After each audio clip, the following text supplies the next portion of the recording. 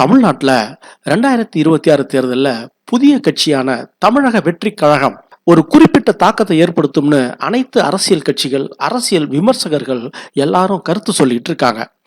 தாவேகா தலைவர் விஜய் வருகிற 13ஆம் தேதி திருச்சியிலிருந்து தன்னுடைய சுற்றுப்பயணத்தை ஆரம்பிக்கிறாரு. ஏற்கனவே 2 மாநாடுகள், அதுக்கு வந்த கூட்டம், இதெல்லாம் தலைவர் விஜயை இன்னும் உற்சாகப்படுத்தி இருக்குன்னு சொல்லலாம். ஆனா சனி ஞாயிறுகள் மட்டும் தன்னுடைய சுற்றுப்பயணத்தை விஜய் செய்யறத பத்தி மாற்று கருத்துக்களும் எழாம இல்ல. வெளியே வராம அரசியல் பண்றாருன்னு சொன்ன இடத்துல இப்ப சனி ஞாயிறாச்சும் வெளியே வராரே.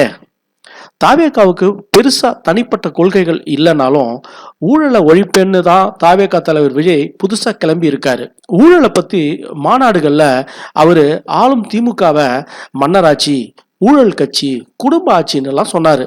மதுரை மாநாட்டில் அதிமுக, பிஜேபி எல்லோரையும் கேள்விகள் கேட்டாரு.